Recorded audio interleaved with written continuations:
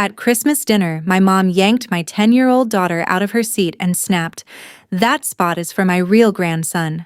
Out." Then she put my brother's son in the chair. My daughter fell in front of everyone, but nobody helped her. My dad said coldly, "Just sit somewhere else." I didn't cry. I didn't yell. I only said 3 words to my mom, dad, and brother. "Check your phone." They thought it was a bluff until their screens lit up, and the color completely drained from their faces. If you want to know how a single text message destroyed my family's perfect holiday and exposed a decade of hidden lies, follow my story until the end. Comment the city or country you are watching from so I can see how far my voice has traveled. Let's get into what really happened. My name is Chloe, and I'm 28 years old.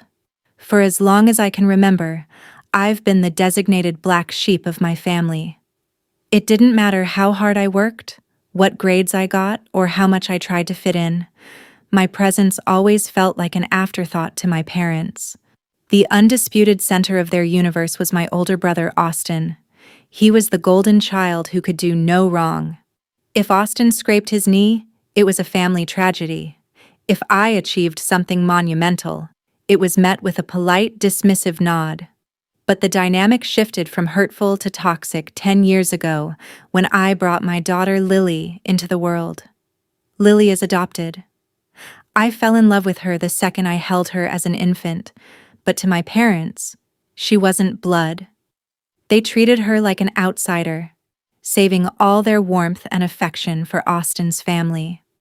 A week before Christmas, I accidentally overheard a hushed conversation between my dad and Austin in the study. They were whispering about bank accounts, legal signatures, and a massive sum of money, completely cutting off when I walked into the room. I knew something was wrong, but I didn't realize how deep the betrayal ran until it was too late. Arriving at my parents' house on Christmas Eve felt like stepping into a beautifully wrapped box of suffocation. The place was flawless, smelling of expensive pine and vanilla candles, completely masked in a holiday perfection that felt entirely unearned. The front door flew open when Austin and his wife, Clara, pulled up with their 9-year-old son, Leo. My parents immediately showered them with ecstatic hugs and a massive, loving welcome. Meanwhile, Lily and I stood awkwardly by the coat rack, practically treated like ghosts who had just happened to wander inside. While helping my mother chop vegetables in the kitchen, she stepped away to answer a phone call. That was when I noticed a thick manila folder of legal documents sitting carelessly on the far counter. It was labeled with my late grandmother's name, specifically detailing her substantial inheritance trust. My heart hammered against my ribs as I flipped open the cover. My parents and Austin were systematically executing a massive act of financial fraud, altering the trust to funnel everything into Austin's failing tech firm. I quickly pulled out my phone and took crisp, undeniable photos of every single page. The air in the formal dining room was thick with the rich scent of roasted turkey and garlic mashed potatoes, but the atmosphere felt entirely cold. We all gathered around the massive mahogany table, which was meticulously set with fine china and sparkling crystal. My 10-year-old daughter, Lily, quietly found a prominently decorated center chair and sat down, completely unaware of the unwritten rules of this household. Before I could even tell her to move, my mother's face twisted in sudden fury. She marched over, violently yanked Lily out of her seat by her arm, and snapped in a harsh whisper that echoed across the quiet room, "That spot is for my real grandson. Out." Without a shred of hesitation, she immediately ushered Austin's son, Leo, into the freshly stolen chair. The force of the sudden tug caught Lily completely off guard. She tripped over the thick edge of the dining room rug and fell hard onto the polished hardwood floor, right in front of the entire extended family. Her glass of apple juice shattered, spilling sticky liquid all over her festive Christmas dress. I frozen in absolute horror, expecting someone, anyone, to reach down and help a crying 10-year-old girl. But nobody moved. Instead, my dad glared down at her from the head of the table and said coldly, Just sit somewhere else." Austin and Clara simply smiled smugly, adjusting the napkin around their golden child's neck as if nothing had happened. I quietly walked over to where my trembling daughter lay on the hardwood floor. Kneeling beside her, I gently brushed the stray tears from her cheeks, cleaned the spilled juice off her dress with a napkin, and guided her over to a small folding chair in the very corner of the room. As I stood back up near the doorway, looking at the smug faces of my parents and brother, something inside me shifted completely. The agonizing pain and desire for their approval evaporated, replaced by an icy wave of absolute clarity. I realized right then that I owed these people absolutely nothing anymore. Instead of blowing up, screaming, or throwing a tantrum that they could use to paint me as unhinged, I calmly pulled my phone out of my pocket.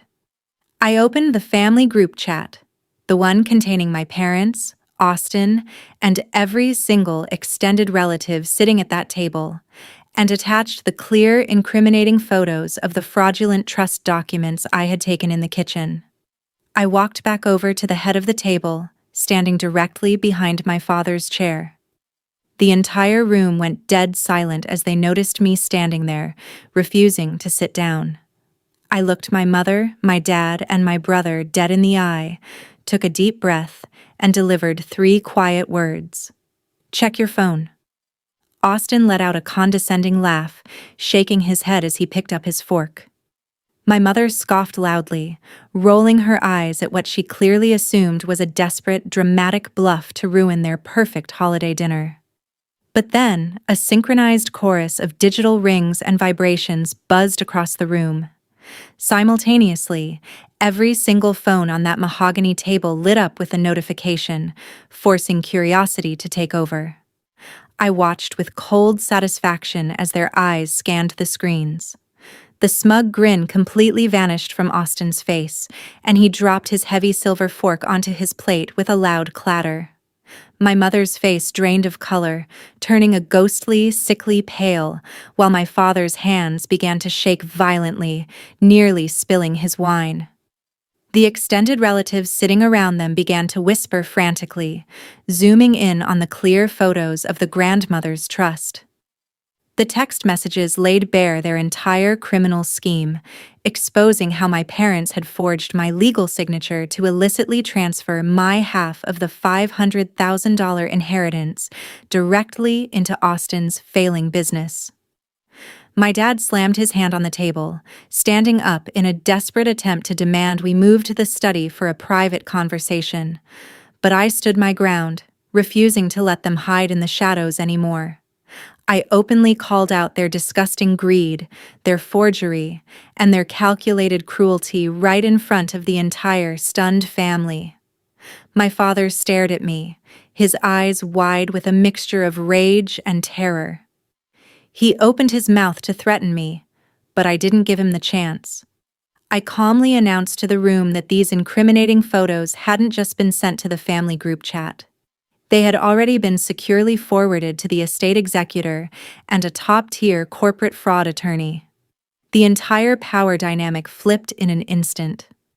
Austin practically fell out of his chair, lunging across the table toward me, begging me to delete the messages and recall the emails. His face was a mask of sheer panic as he realized his consulting business, his reputation, and his literal freedom were completely on the line. I didn't say another word to him. I turned around, walked over to the corner of the room, and picked up my purse.